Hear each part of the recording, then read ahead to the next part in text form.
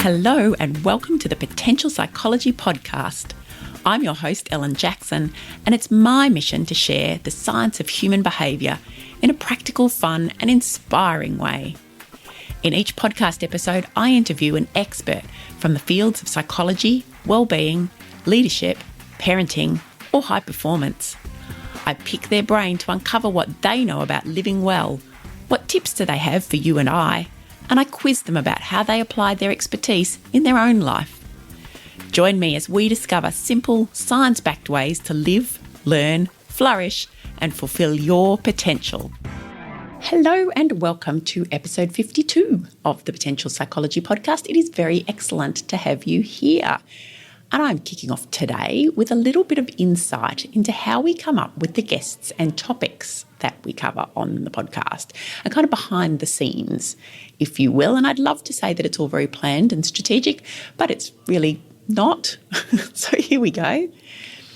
For this episode, several weeks ago, I was cruising through Twitter and came across an account called Quite Interesting.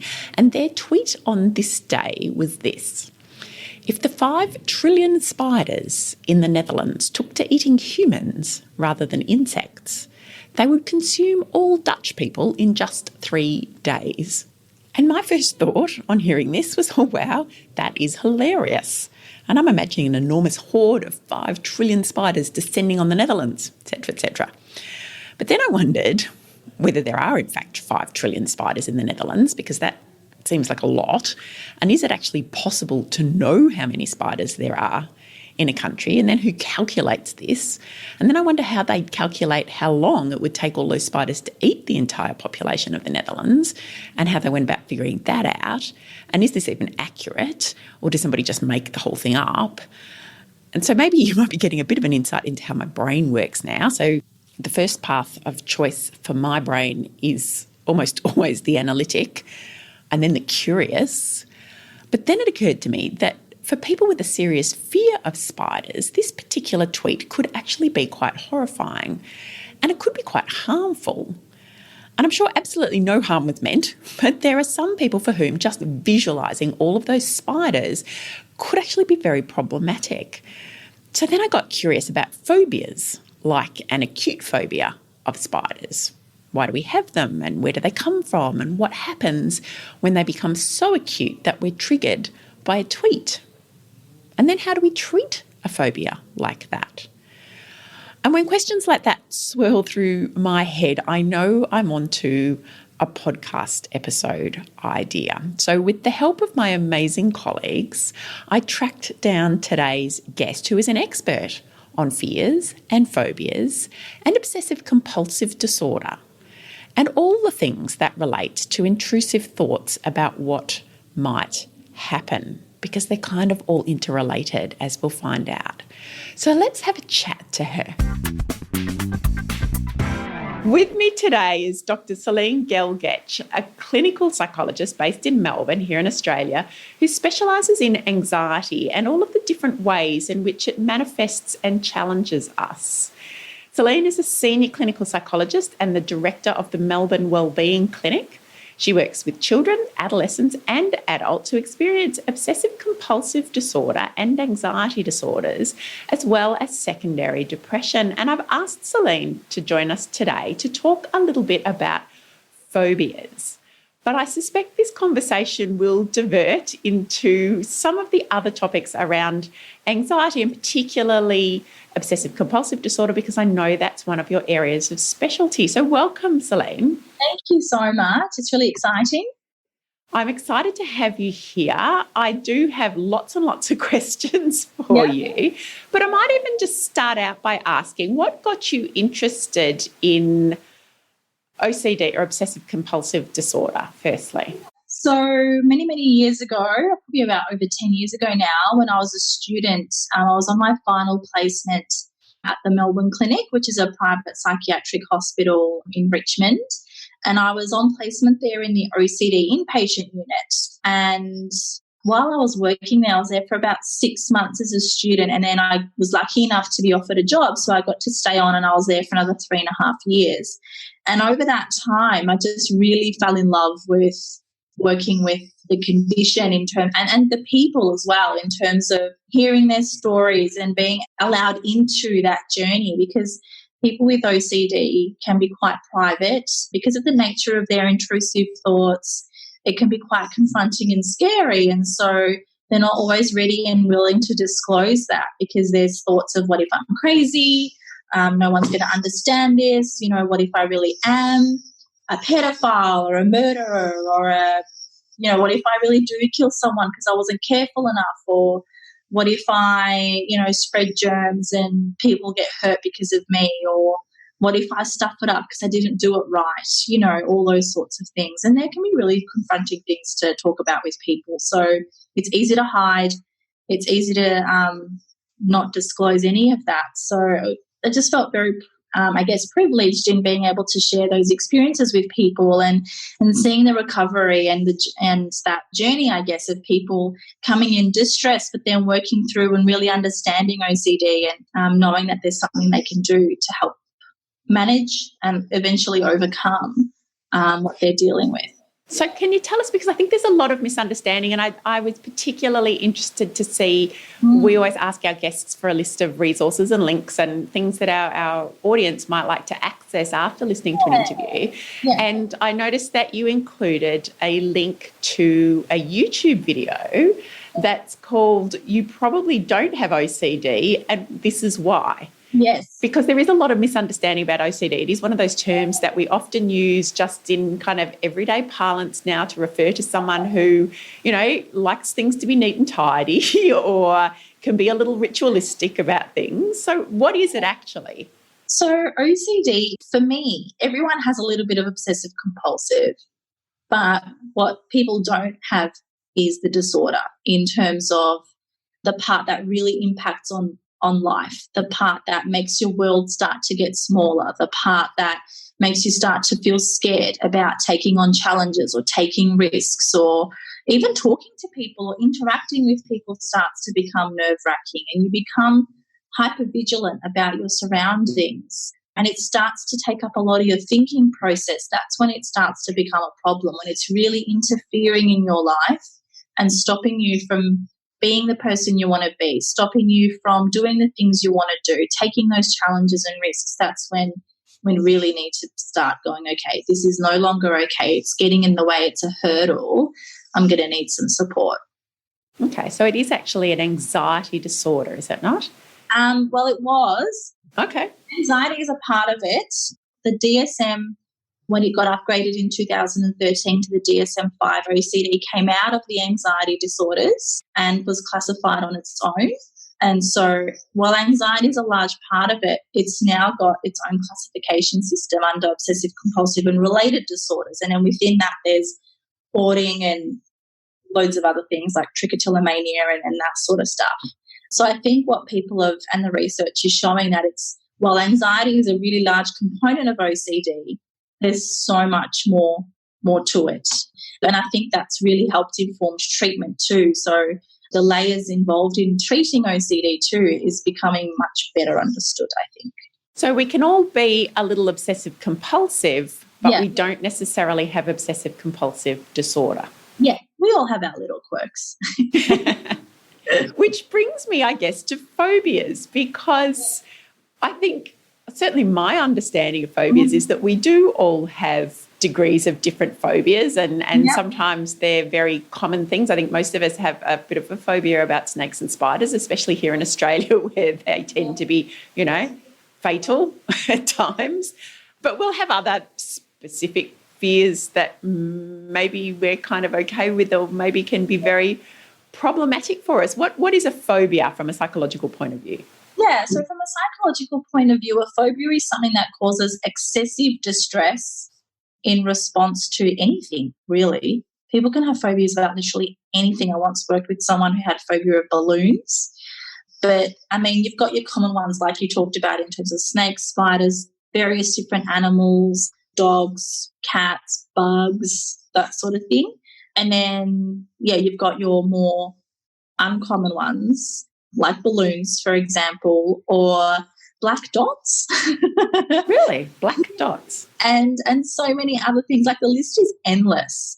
And I guess the thing to think about again is, while you might not like something, if it's not impacting on your life, if you can live your life fairly functionally without being impacted, then do we technically call it a phobia, or do we call it something that, just causes a reaction, but it's not persistent? So it's not just, is it distressing, but it's also the frequency and intensity and duration of that distress. So, for example, if you were working as a zookeeper, but you had a fear of monkeys, but you were fine with all the rest of it, then obviously that's going to impact on your functioning. So we would classify that as a phobia. But if you were scared of spiders and didn't really like them much, most of us live in houses, and how often do we come across spiders anyway? Can you chuck it in the garden? Can you spray it with Mortein? Can you do whatever? It feels uncomfortable, but we can tolerate it to a certain extent, and we don't like it. And you don't have to like it, but it's, can you cope with it? Can you do what you need to do and then move on with your day? Or are you paralysed and stuck to the point where it impacts on functioning? So I guess it kind of comes down to that. So it could be then the degree of impact that it has on you, so the degree of emotional distress that you might have if exposed to that thing. So I know I don't particularly love spiders, they're cruel, and we have big ones here like huntsmen that run, which is a bit alarming, but I can tolerate them. That's fine. I'm very fortunate enough to have a 10-year-old son who takes quite delight in catching them and releasing them into the garden, so that's helpful. Yeah. But I remember having a friend stay with me at my parents' farm when we were young, and she actually couldn't go in and out the front door because there was a spider nearby. It wasn't even close, it was nearby, and she actually just couldn't bring herself to walk past there. So that would obviously be a bit more disabling if it means you can't get in and out of your house. Exactly. Absolutely. Yeah. They're perfect examples of the differences of something being more disabling versus don't like it, but I can tolerate it even though I don't like it. Yeah. Okay. And why do we have them? Why do we have them? We can have them for different reasons. Largely they're learnt. In terms of growing up, you might have someone in the household who's afraid of some of these things, so you learn that reaction and you internalise that fear. Or sometimes there's like massive traumatic experiences, or there's really unpleasant experiences that gets internalised, and that fear kind of sticks. So we can have them for all sorts of different reasons. Yeah. And are some of them more innate? Because I think, when we look at things like snakes or spiders, again, particularly in Australia where they are quite dangerous or can be quite dangerous. Yeah. Flying, fear of flying sort of makes some logical sense to me, because it doesn't really make sense that we should be up there in the air in a giant tin, a giant metal thing. Yeah. Fear of heights kind of makes some sense because, there is threat there. Yeah. But fear of balloons doesn't necessarily make sense, or fear of or black dots or glitter. I do know people for whom glitter is a problem. So are some of them just innate and they kind of make sense, and then others not? I think from a perspective of, some of the more stranger ones where there's no logical consequence of something, I could actually die, or, I'm going to get harmed or something like that, like glitter, for example. I think it comes down to more of the feeling. Like, for example, it doesn't feel right, or it might be a disgust factor, or it might be a textual thing rather than an emotional thing. And so there are all these different reasons that might not have a harm consequence, but have more of either an emotional, a textual, or some other thing that people then, the thought comes in, it kind of gets stuck, and then the interpretation of that starts to become bigger and bigger, and then the brain starts catastrophizing that even more.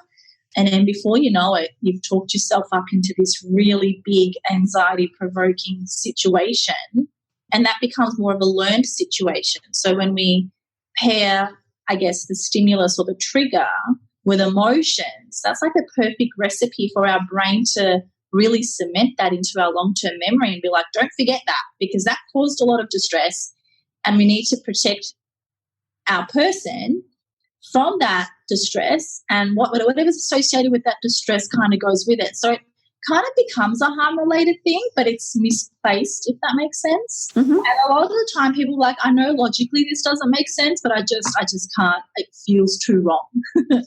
And is that a little bit of what happens with OCD, where people might have, because I do remember one, and I should see if I can look it up and find it. It was an amazing program that I watched years ago on TV, and it was about, I think it might have been an English program, and they put... House of OCD? Yeah, the House of OCD, that's it. They put a number of people together who all had OCD, but it manifested in different forms. So there was a guy who didn't like sharp objects, and he was a teacher, and so he developed this fear.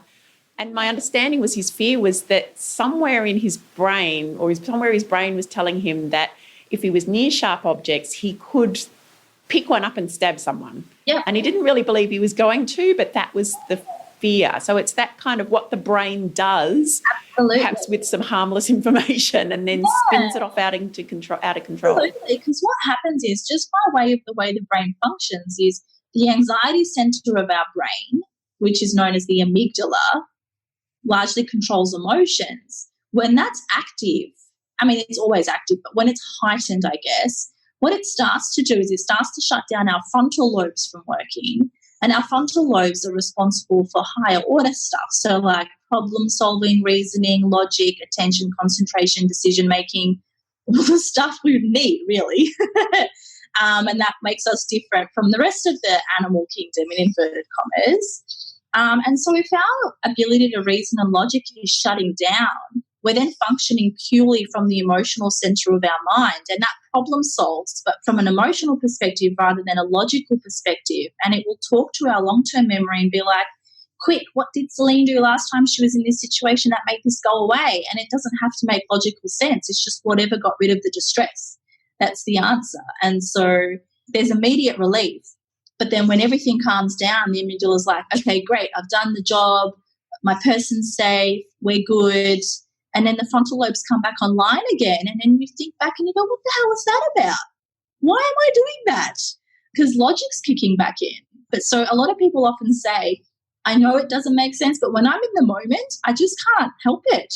And so, that then leads us to going, okay, well, a lot of what we're doing here is really learning to regulate some of this anxiety, learning to sit with some of this discomfort, learning to build tolerance to this level of discomfort in terms of treatment, rather than focusing on content of thoughts, if that makes sense. Okay, so we're kind of being hijacked, I guess. Yes. By our brain at that point, shutting down that logical part that says you don't actually have anything to fear here. Nothing's really bad is going to happen, but for whatever reason, because the level of anxiety is heightened, that bit's shut down and we're kind of taken over. And is that where some of the behaviours that we often associate with OCD, for example, like excessive hand washing or having to double check things, is that what's coming in when you talk about, what did Celin do last time? Well, she just washed her hands again. Yeah. And then you build tolerance to that, because the other thing that gets activated is the reward center, the reward pathways in our brain. So the message is we're doing the right thing, and then it becomes almost like a drug addiction where you feel like you need to do more to get the same effect because you're developing that tolerance to it. And then after a while, the more we do it, people can get stuck there for hours because it just never feels enough. And so my mind is going, coming back to the phobia idea and almost beyond phobias, just some of the rituals and almost superstitions that we can have. Mm-hmm. So I'm imagining, the footballers who have to put their socks on in a certain way, one foot before the other, or some of those little rituals that we have. I've been watching the French Open, and you watch Rafa Nadal and his, kind of the hair flick and a couple of other things that we manifest these rituals because somewhere in there we think, I did this once and we won, or I did this once and I played a brilliant game. Somewhere do we kind of believe that if we keep doing it, we're going to keep having the same outcome? Is that what's going on there? Yeah, in a sense, like we do. We have this magical thinking idea of, in a sense, innately sort of believing, I guess, becoming hopeful that this action led to this consequence. Therefore, if I do it again, it might happen again. And, I'm guilty of that too. How many times have we knocked wood on something or done whatever else it might be. And I remember as a kid wearing my lucky socks playing cricket in primary school and all that sort of stuff. The more meaningful things are to us, the more likely we are to engage in those behaviours. And I guess it's because it just tells us that we want it to go well. Mm-hmm. But at the same time, the scientist in me says, well, then I would have won the lottery 10 times over by now. And so, yeah. So a lot of our behaviour can defy logic, and we do it for other reasons. That's right. Yeah. And more emotional than logical. Yeah, which is just reminded me, you talk about being a kid, and I remember I was living in Melbourne. This is going to betray my age, but I was living in Melbourne. I was about 10 when we had the big Ash Wednesday bushfires, and although I wasn't anywhere near the affected areas, we did have ash fall and we had glowing orange sky. It was quite scary. My parents were out at the time, and I remember being quite upset because I didn't know what was going on. We had a young babysitter and she didn't know what was going on. And I remember going to bed and I could see all this stuff. There was a little gap in the curtain and I could see this orange sky, and I remember having to really close it tight so I couldn't see it because it was distressing me. For years, like literally almost decades in that house, I have had to do that same thing of having to close that. It took me a long time to be comfortable with not having that bit of curtain closed. And is that because of that level of emotion that was going on for me at the time? Exactly. The higher the level of emotion at the time, the more the brain really struggles to let that go, because it becomes survival then. And then we enter into that fight, flight, or freeze, where when we're in fight mode, we might overcompensate by doing some of these safety behaviours. When we're in flight mode, we might avoid. We don't want to think about it. We don't want to talk about it. We don't want to whatever. We might keep ourselves busy or something like that. Or if we freeze, we totally surrender and give in to the demands. And for someone with OCD, that looks like giving in to the demands of OCD and just doing what OCD wants them to do. For someone with phobias, it's following through with all the checks and balances they might need to do, you know, all that sort of stuff. And then the brain doesn't want to forget that, because it's like, no, I can't risk my person being hurt. You know, I need to look after that. That really primal response takes precedence over anything else. And I love that way, that language you're using about my person, because it does really kind of help you to see how your brain and the person running the brain don't always sync up, if you know what I mean. Like the brain's there to protect the person. That's right, yeah. And they're not always on the same page. And certain parts of your brain might not always do what you want it to do. But there is that part of us that has that reflective capacity to, you know, when things come back online and threat has passed, we are able to reflect and recognise and develop insight and grow and learn how our brain works and thinks. And that's when change occurs. Yeah. And my understanding is that anxiety-related issues, just understanding that can make a big difference to helping people overcome it. Is that right? Absolutely. Because the thing is, we can't get rid of it. We can't all just cut our amygdala out because, you know. We probably need it. Yeah. It's there for a reason. Like, it stops us from driving too far, or it stops us from taking too many other risks, or, you know, it stops us from going, oh, I wonder what will happen if I open the plane door while the plane's in the air. So things toddlers might do. Yeah, things toddlers might do, absolutely. Yeah. So, Celin, when it comes to, coming back to phobias in particular, when it comes to treatment, so say, because I know there are people for whom some of these phobias become quite problematic. I know parents who have children who have a real fear of dogs, for example. You know, that's hard. If you go for a walk down the street and you're confronted with a dog, that's going to be distressing for everybody. So what are some of the kind of methods we use to help treat these challenges? Yeah. The most common method that's used is called exposure therapy. In a sense, it's a form of desensitization. So you'll get to know the person, get to know what exactly about dogs, for argument's sake, is triggering, because it could be different for everybody. And then you work out and you brainstorm with the person different ways of kind of gently exposing the person to each of those things. So for argument's sake, it might be the sound of a bark, might be uncomfortable but not too bad. So that'll kind of be the way to kind of step into that. Then we might have a look at cartoon pictures of dogs, then real pictures of dogs, like photographs of dogs, And then we might go for a walk down the street and be across the road from a dog or something like that, and eventually gradually, slowly working up to holding a leash, touching one, patting one, letting one smell your hand, that sort of stuff. So it's a way of just gently wading in. At our clinic, we're lucky enough to have virtual reality as a tool to phobias, which is really cool. And dogs are on there, which is great, as well as a whole myriad of other things. And the great thing about virtual reality is it's a really nice bridging gap between doing some of the in-house stuff or using imagination as a form of exposure as well as pictures and other things, like you might bring in a dog leash or something, that sort of stuff, and actually going out and doing exposure work in real time. So it's a really nice bridging gap, and it's still safe. So I know the one with the dog, for example, again, there's cartoony versions, and then there's more real life, realistic looking versions. And so, you can mirror and mimic those things of walking across the street from a dog, one with a muzzle, one without a muzzle, one with a leash, one without a leash. So the different degree of difficulty comes into it too.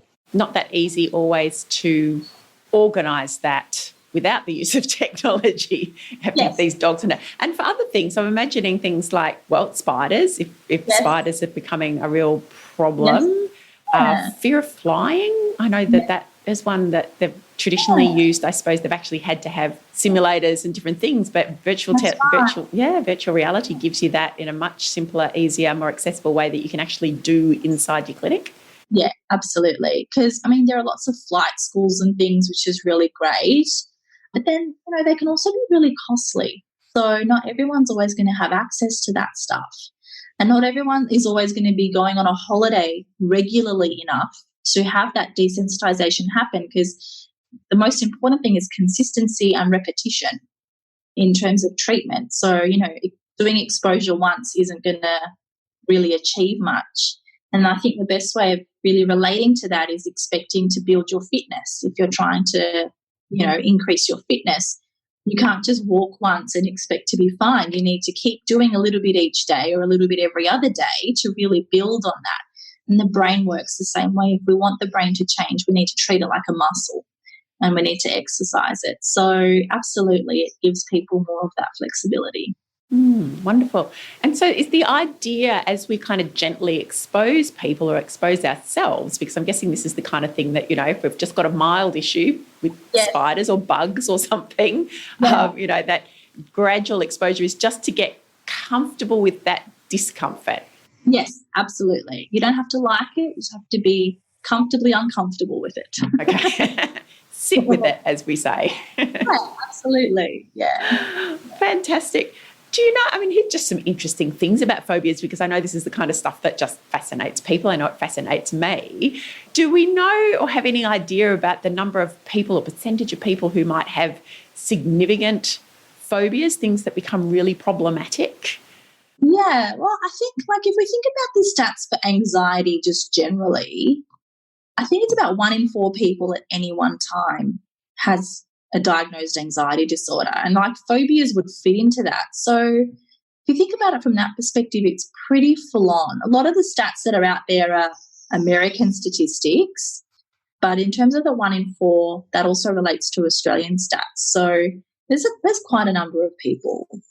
Yeah, absolutely. And we've spoken a bit about some of the more common ones, and you mentioned some of the ones that you've come across that are less common, like balloons. But are there any other kind of unusual? Could people literally be scared of anything? Pretty much, yeah.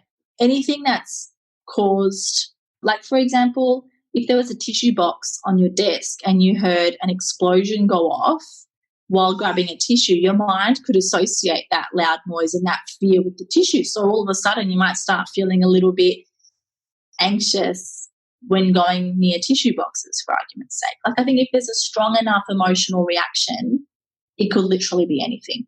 Okay. Which, when you think about it that way, it does make sense, that a balloon, for example, if someone's, especially because if balloons pop in your face, that's quite a startling thing. Absolutely, especially if you're a toddler and then all of a sudden, it just bursts in your face. That's something that could provoke a strong enough emotional reaction to then stick with you. Yeah. And then I'm guessing that the more you avoid those things, then, if that's your response, is to Yes. avoid being exposed to it because it makes you uncomfortable or fearful, the more you do that and the longer you do that for, kind of in your mind, the bigger the fear becomes. 100%. And so thinking about it in that context, it does sort of make sense that people could develop kind of, a fear about anything. Absolutely. And the thing, I guess, in terms of developing that fear, often we think what we need to do is to avoid and all that sort of stuff. But while that gives us immediate relief, it just makes it worse in the long run, as you mentioned. The very thing we fear doing is the thing that we need to do gradually in order to overcome it. Yeah.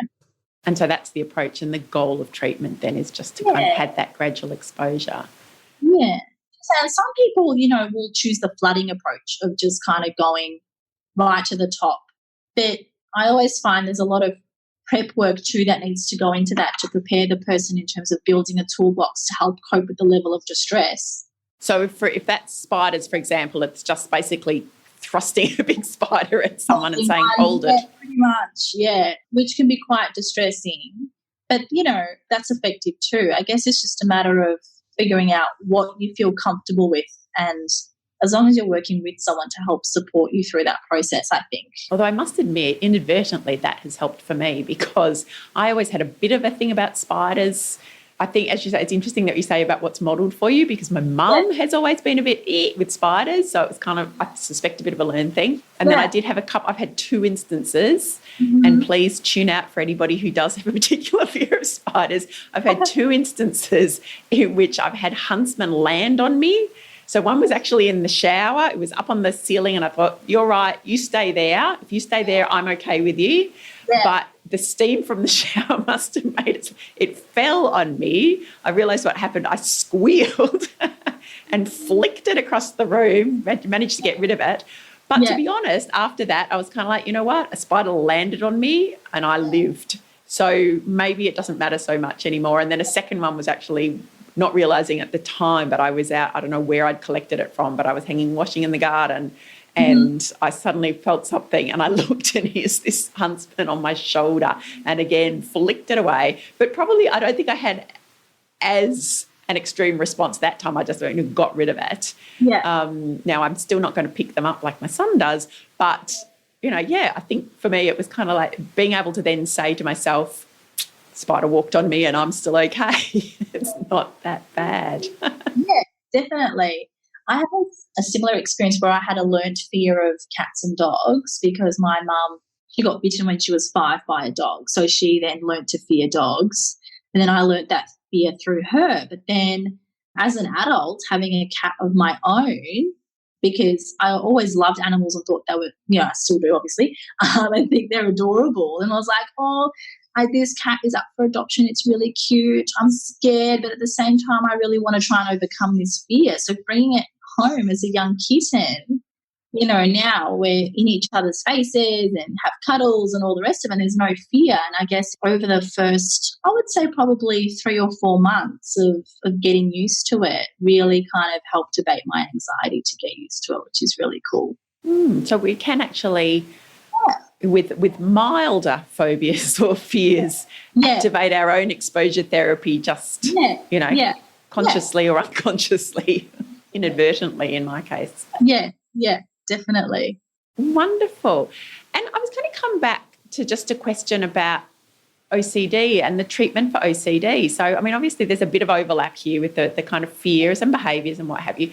More broadly, what are the approaches to treating obsessive compulsive disorder?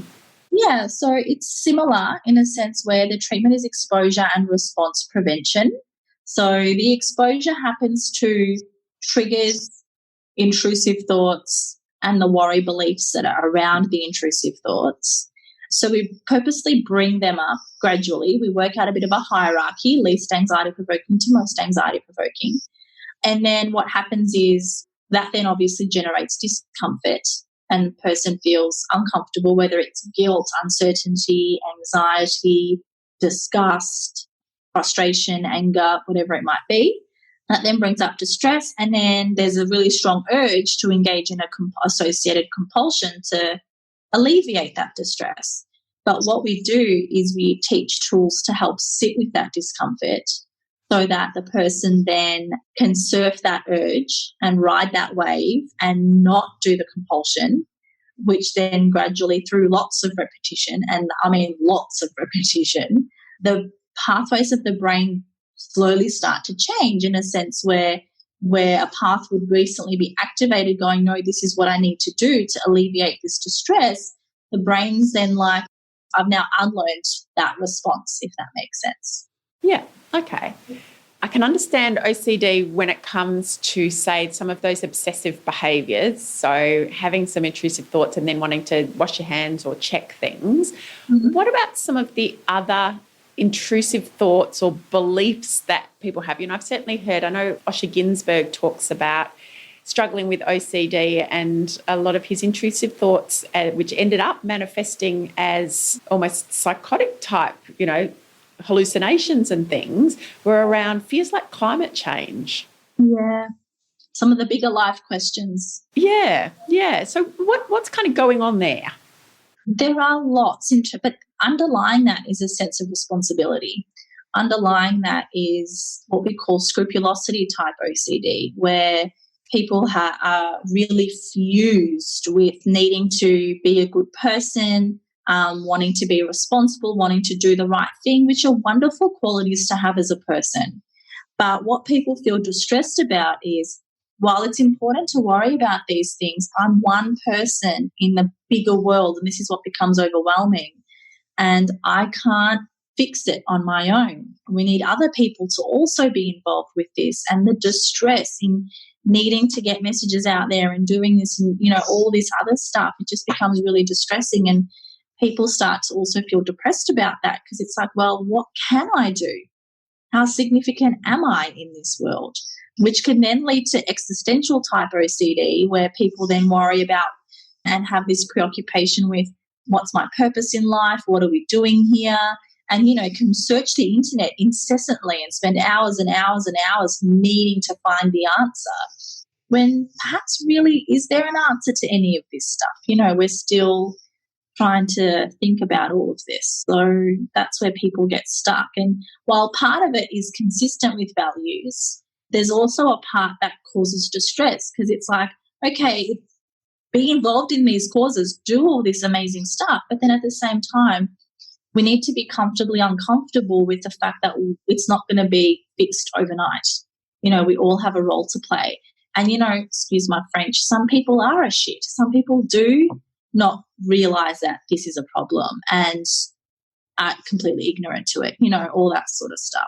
But we can't control what other people do. We can't control what other people do, absolutely not. Okay, so this is a specific type, something that, so there's more than just one type of OCD, I guess is what I'm asking. Yeah, absolutely. Yeah, there's, you know, it comes under that idea of scrupulosity in terms of the morality, existential, there's thoughts about pedophilia, there's thoughts about people get sexual intrusive thoughts, there is germs and contamination, obviously there's order and symmetry, there's saving and loss. People get aggressive, intrusive thoughts. People have thoughts of, what if I lose control? So there's suicidal as well, in terms of, for example, what if I lose control and kill myself? In terms of, people often say, I don't want to do this, but I'm worried that I might. You know, what if it happens? There's relationship type intrusive thoughts as well, where people worry about, am I attracted to my partner?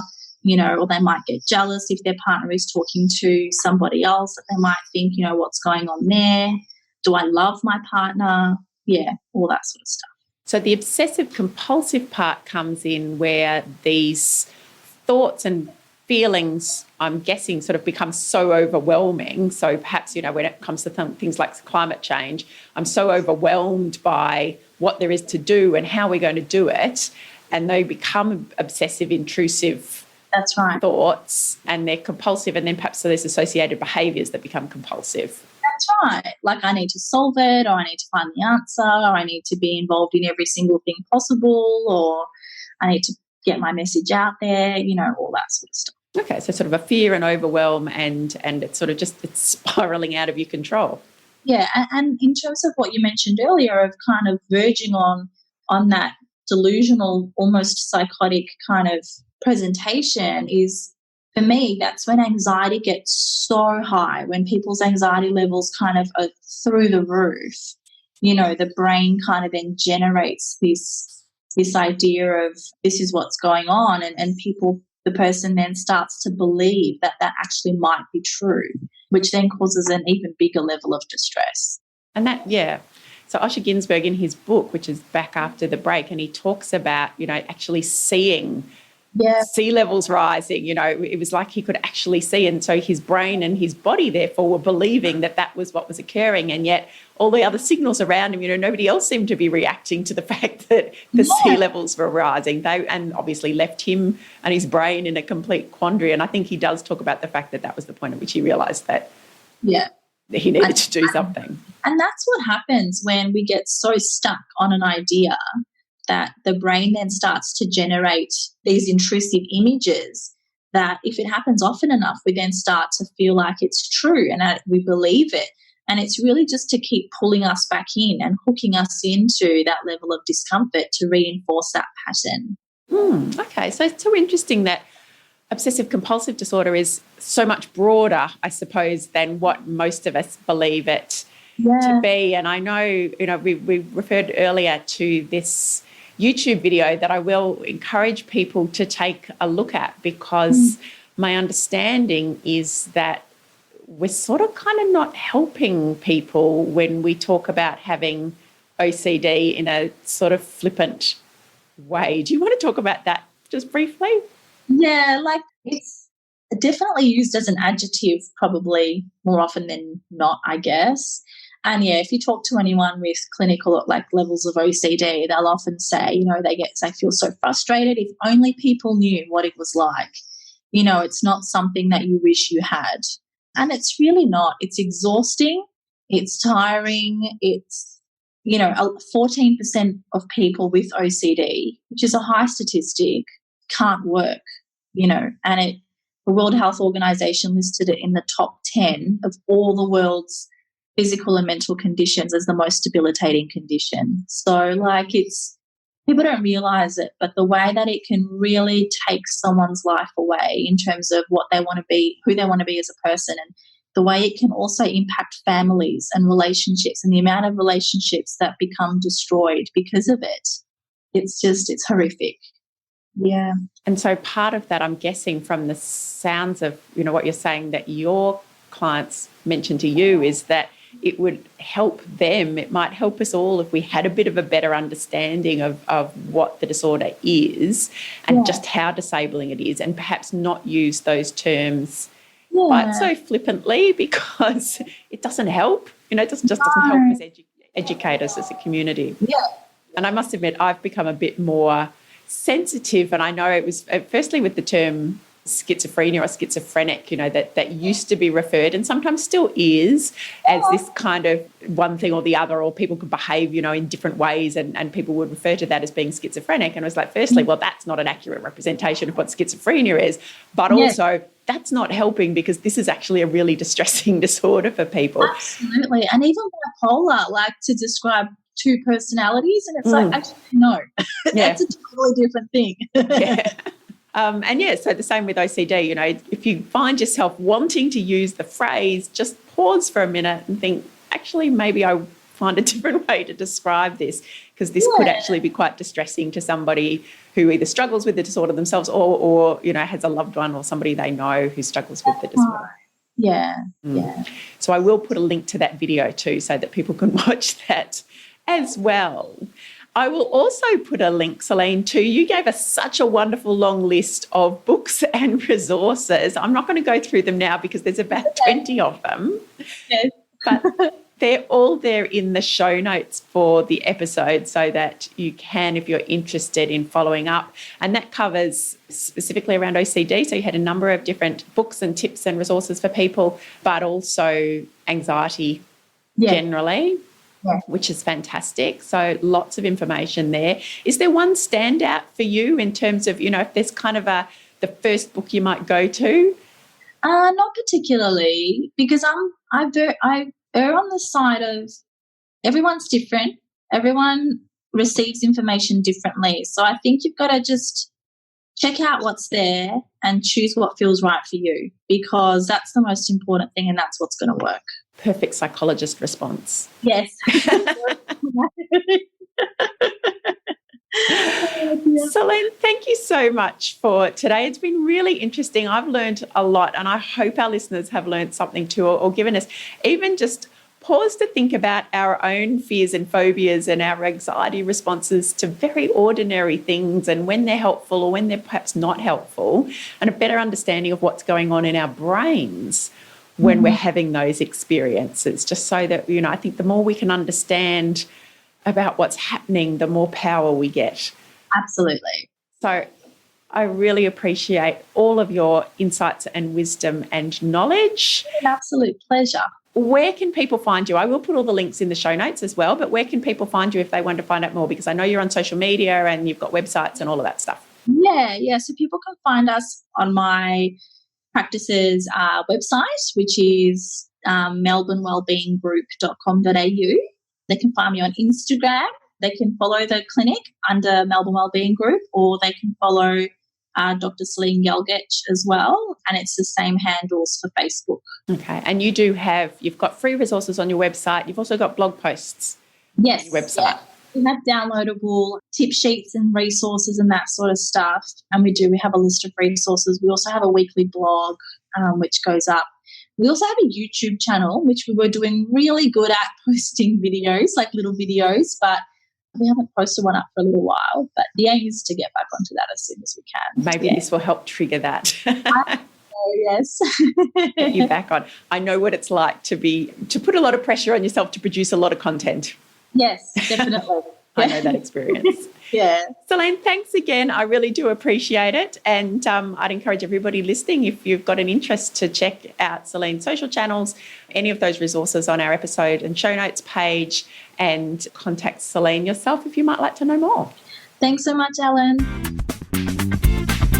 You have been listening to me talk to Dr Celin Gelgec. And as I mentioned, Celin has provided us with an enormous compilation of great resources if you're interested in learning more about OCD in particular, or anxiety and fears generally. And everything is in the show notes for this episode at potential.com.au/podcast. There you'll also find a full transcript for the episode. If there's something in particular that you'd like to follow up or you like to read as well as listen. And there's more about Celin, links to her website, her social accounts, and her YouTube videos. Now, if you are keen to keep in touch with the podcast and the other great guests that we have coming up in season 6, as well as a couple of special events that I'll tell you about in a moment, you can get hold of all of that, plus our favourite positive psychology and self-development resources via our mailing list. You can join through the links on the Potential Psychology website, potential.com.au, and you'll also find links to subscribe on our most social media channels. Just search for Potential Psychology on whatever platform you prefer. Next week, I'm sharing an adventure with you. If you follow Potential Psychology on social media, you might have seen me out and about with my portable recorder and my matching Potential red shirt and red headphones at the International Positive Psychology Association's World Congress event that took place in Melbourne in mid-July. And over this 4-day event, the world's positive psychology, happiness and wellbeing experts descended on Melbourne, put their collective heads together and shared the most mind-blowing quantity of research and knowledge. It really was way too much for one brain to take in. And there were also some fun events and marches and wellbeing adventures, and I've kept it as much as I can to share with you here on the podcast. So next week, join me as we explore the International Positive Psychology Association's 6th World Congress right here in Australia. That is episode 53 of the Potential Psychology podcast. Thank you again so much for listening today. Thank you too to those wonderful people who have recently left reviews for the podcast on Apple iTunes. I often ask people if they wouldn't mind popping over and providing a review on the podcast. We've had some wonderful feedback. I really, really appreciate it. I do read all of the reviews and get very excited. And you may see that I do share them occasionally on social media as well, because it's just so good to get that kind of positive feedback. It's very motivating for us here, and it's just a joy to know that the conversations that I have with our experts that I love and get so much from, you also love and benefit from. So if you haven't left a review and you'd like to, you can do so in iTunes via whichever platform you use, but you can certainly do it in the podcasts app if that's the one that you use. In fact, any feedback that you give us is very much appreciated. Also, please share the podcast with others who you feel might like to thrive and flourish. Until next week, have a fabulous week, and I'll see you then.